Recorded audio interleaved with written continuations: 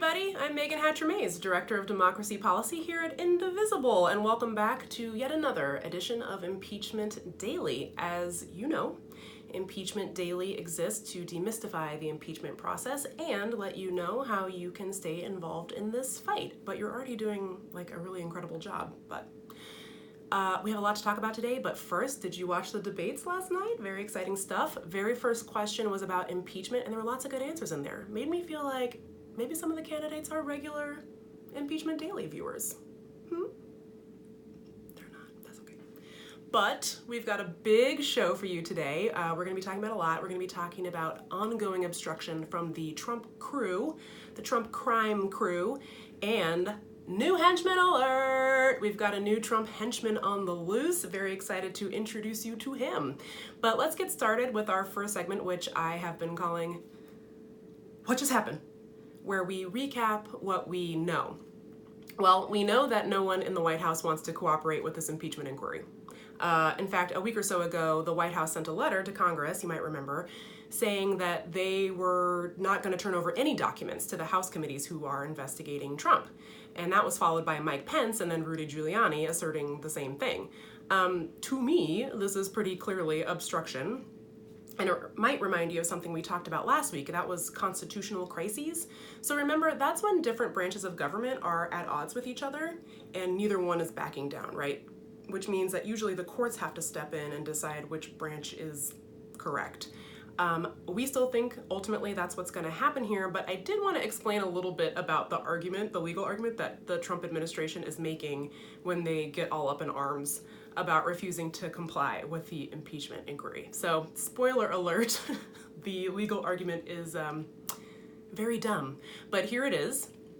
Trump, Pence, and Giuliani are all arguing that they don't need to cooperate because the House never took a vote to officially open the impeachment inquiry. And the basis of this argument is that when the House has pursued impeachment in the past, they have taken this kind of vote. So for Johnson, Clinton, and Nixon, they all took this vote to start the investigation.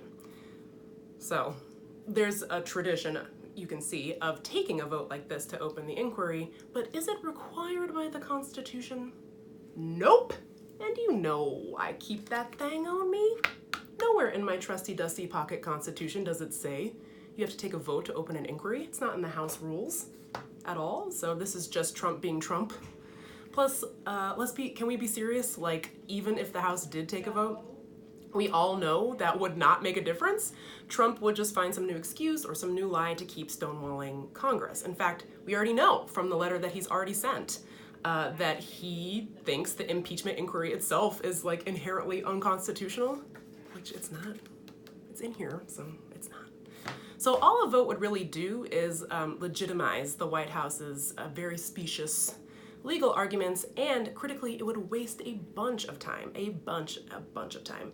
So buckle up, Trump, my good buddy, because impeachment inquiry is on the move. It's open and it's raring to go. In fact, the House is currently collecting evidence, and we know that members will be paying very close attention to what has been uncovered.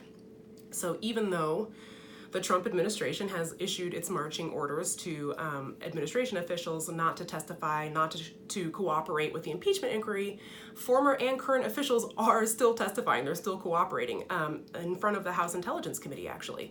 That includes Fiona Hill, who we talked about yesterday, Maria Yovanovitch, who we talked about last week, and some others. And our old friend, Gordon Sondland, a current State Department employee, currently the ambassador to the European Union, who still currently has no experience for the job he currently has, expected to testify this week. So that will be interesting. And it will be interesting to see who else might be implicated in this corruption ring, but I have an idea of somebody who might. And that takes us to our next segment, which I'm calling What is Happening? Where we talk about what's happening. Henchman alert, henchman siren, we got a new one. I mentioned this guy briefly yesterday. This is Mick Mulvaney. He is a former Republican congressman from South Carolina. He has been a member of the Trump administration from the very beginning. He's a true believer, and he has had something like 50 different jobs in the Trump administration, sometimes at the same time, actually. Kind of interesting.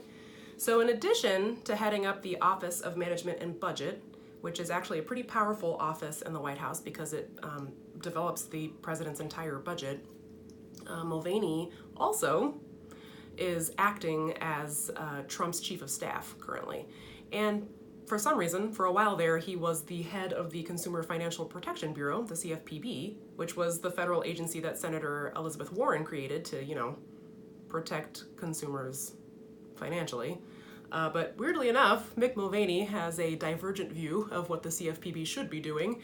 Namely, he thinks that it should be spending most of its time, let's see here, protecting predatory lenders. Oh, okay. I don't think that's right, but I will check. But anyway, in his role as Trump's chief of staff, Mulvaney was apparently aware that Rudy Giuliani who is, not a State Department official or a federal employee, was running around Ukraine trying to pressure officials to dig up dirt on the Bidens. Mulvaney knew Giuliani was pursuing this shadow diplomacy effort and not only didn't stop it, but apparently egged Giuliani on. In fact, the Washington Post is reporting that Mulvaney is kind of emerging as, quote, the key facilitator in the campaign to pressure Ukraine. In fact, we already know that it was Mulvaney himself who, at Trump's urging, held up that $400 million that was the center of this phone call that Trump tried to withhold in exchange for dirt. But we know also now from Fiona Hill's testimony yesterday that Mulvaney helped organize that call. He helped organize that meeting that's at the center of this inquiry. And that apparently his coordination with Giuliani was sketchy enough that it raised some alarms for other administration officials. Like, remember him? John Bolton we talked about yesterday? He apparently got wind of this rogue operation that Mulvaney and Giuliani were running and said, quote, I am not a part of whatever drug deal Mulvaney and Giuliani are cooking up. So, John Bolton, somehow the most normal one in all of this. The drug deal, by the way, that he was talking about was a reference to meetings that and promises that Mulvaney and Giuliani were making to Ukrainian officials that ultimately resulted in that phone call that is now at the center of this whole drama. So yes, lots of henchmen. I'm starting to think I might have to build a conspiracy wall and connect all these guys with red yarn and stuff just to keep track of all of the sketchy figures that are coming in and out of this impeachment inquiry. So I don't think that this is the last we're going to hear from Mick Mulvaney, so let's stay tuned on him. But in the meantime, you know what to do to stay involved. Please text IMPEACH to 97779. Please keep watching Impeachment Daily every day. I thank you so much for watching it on all of our social media channels and on YouTube. Thanks for sharing it with folks if you find it helpful, and thanks for subscribing to our YouTube channel because we have over 1,000 YouTube subscribers now. So thank you so much. Keep sharing it, keep watching. I hope this is helpful. Send me your questions, and I will be back here in my impeachment cave tomorrow, as I always am. Thanks for tuning in.